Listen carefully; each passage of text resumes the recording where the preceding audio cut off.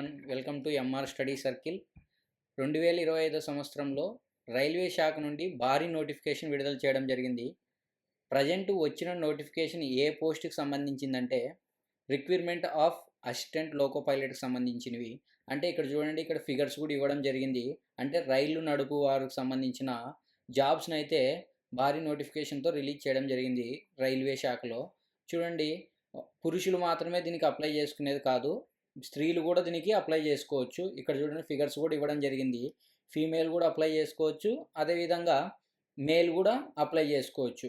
ఇవన్నీ 9,970 పర్మనెంట్ ఉద్యోగాలు అనమాట. ఇవన్నీ పర్మనెంట్ ఉద్యోగాలు రిలీజ్ చేయడం జరిగింది. మనకి మొదటి శాలరీ అయితే 19,000 నుంచి 20,000 వరకు వచ్చే అవకాశం ఉంటుంది, బేసిక్ శాలరీ అయితే. కానీ సెంట్రల్ గవర్నమెంట్ డిఏను ప్రజెంట్ 53% ఉంది. ఇంకా చాలా అలవెన్స్ అన్నీ కలిసి అవన్నీ కలుపుకుంటే మనకు దగ్గర దగ్గర 40,000 వచ్చే అవకాశాలు అయితే ఉన్నాయి. ఖచ్చితంగా ప్రతి ఒక్కరూ ఈ యొక్క జాబ్ వచ్చిన తర్వాత 1,00,000 అబోవ్ వస్తుంది అనమాట. అంటే 5 to 6 years లోపే మనకు 1,00,000 అబోవ్ వచ్చి సంపాదించే శాలరీ ఇందులో ఎక్కువగా కేపబిలిటీ ఉంటుంది అనమాట. ఓపెనింగ్ డేట్స్ వచ్చేసి 12/4/2025లోన మనము అప్లై చేసుకునే డేట్స్ అయితే రిలీజ్ చేయడం జరిగింది. క్లోజింగ్ డేట్ వచ్చేసి 11th May 2025లో క్లోజ్ అయ్యే అవకాశం ఉంది. అదేవిధంగా నెక్స్ట్ ఏమంటే పేమెంట్ క్లోజ్డ్ వచ్చేసి 13th 5 2025లో క్లోజ్ చేయడం జరుగుతుంది. ఇక్కడ చూడండి, పోస్టులు వచ్చేసి ఏఎల్పి అనమాట, అసిస్టెంట్ లోకో పైలట్కి సంబంధించినవి ఉన్నాయి. ఫస్ట్ శాలరీ వచ్చేసి 19,900 రూపీస్ వరకు మ్యాక్సిమం మనకు ఉంది. ఇక్కడ చూడండి, ఏజ్ యాజ్ షూన్ వచ్చేసి 1/7/2025 అనమాట. 18 to 30 years మధ్యలో ఉన్న వాళ్ళు మాత్రమే దీనికి అప్లై చేసుకునే అవకాశం ఎక్కువగా ఉంటుంది. టోటల్ వేకెన్సీస్ వచ్చేసి 9,970 పోస్టులు అయితే వేకెన్సీ ఉందన్నమాట. మెడికల్ స్టాండర్డ్ వచ్చేసి A1లో ఉండాలి. జనరల్ ఫిట్నెస్ వచ్చేసి మనం అంతా అన్ని విధాలుగా ఫిట్నెస్గా ఉండాలి, ఫిజికల్ ఫిట్నెస్గా ఉంటే సరిపోద్ది. విజన్ స్టాండర్డ్స్ వచ్చేసి ఇది డిస్టాంట్ విజన్ 6/6 లేదా 6/6 without glasses with fogging test అనమాట. నెక్స్ట్ నియర్ విజన్ వచ్చేసి SN 0.6 without glasses and must pass test for colour vision, binocular vision, field vision, night vision, mesophonic vision అని ఇవన్నిటి మీద కూడా మీరు బాగా విజన్ స్టాండర్డ్స్ కూడా క్లియర్గా ఉండాలి, అన్ని విధాలుగా బాగా ఉండాలి అన్నమాట. జనరల్ ఫిట్నెస్గా అంటే మెడికల్ ఫిట్నెస్గా అందరూ కరెక్ట్గా ఉండాలి. నెక్స్ట్ వచ్చేసి ఏజ్ లిమిట్ 18 to 30 years వరకు ఏజ్ లిమిట్ అయితే ఉండాలి ఖచ్చితంగా. ఏజ్ రిలాక్సేషన్ వచ్చేసి SC ST క్యాండిడేట్స్కి వచ్చేసి 5 years ఉంది, OBCకి వచ్చేసి 3 years ఉన్నాయి. ఇట్లా అన్సోన్ మొత్తం అందరివి ఇక్కడ మనకి ఇవ్వడం జరిగింది. ఇవన్నీ కూడా మీరు ఒకసారి చెక్ చేసుకోండి. నెక్స్ట్ ఇక్కడ మనకి ఇంకోటి ఏమి ఇచ్చారంటే ఫీజుకి సంబంధించింది ఇక్కడ ఇవ్వడం జరిగింది. ఇక్కడ అన్ని కేటగిరీలకు సంబంధించిన వాళ్ళు అయితే మ్యాక్సిమం 500 ఫీ ఉంటుంది. SC ST ex service man, female, transgender, minorities or economically back class వాళ్ళకి మనకు 250 అమౌంట్ అయితే ఉంది. ఎగ్జామ్కి అటెండ్ అయిన వాళ్ళు ఖచ్చితంగా ఈ యొక్క SC ST ex service man, ఫీమేల్కి సంబంధించిన, ట్రాన్స్జెండర్ సంబంధించిన వాళ్ళకి ఎగ్జామ్ అటెండ్ అయితే మరి రిటర్న్ వాళ్ళు 200 and 250 రూపీస్ వాళ్ళకి రిటర్న్ యాడ్ అవుతాయి.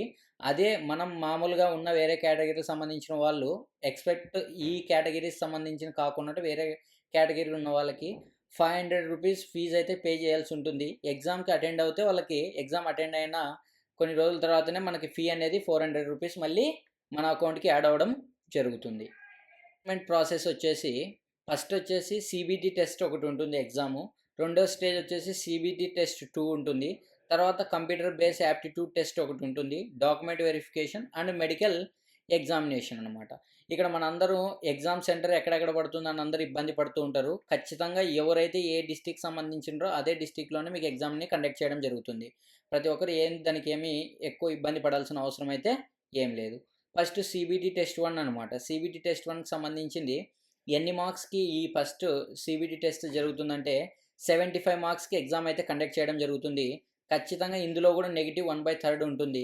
ఖచ్చితంగా ఈ యొక్క ఎగ్జామ్ టైం లిమిట్ ఎంత ఉంటుందంటే 60 minutes వరకు, 1 hour వరకు ఎక్కువ లిమిట్ అయితే ఉంది. ఖచ్చితంగా CBT టెస్ట్ వాళ్ళు క్వాలిఫై అయిన తర్వాతే నెక్స్ట్ CBT టెస్ట్ 2కి వెళ్తారనమాట. ఇందులో ఏ సిలబస్ అయితే ఉందో ఇప్పుడు దాని గురించి సీబీటీ టెస్ట్ 1కి ఏ సిలబస్ ఉందో దాని గురించి డిస్కస్ చేద్దాం.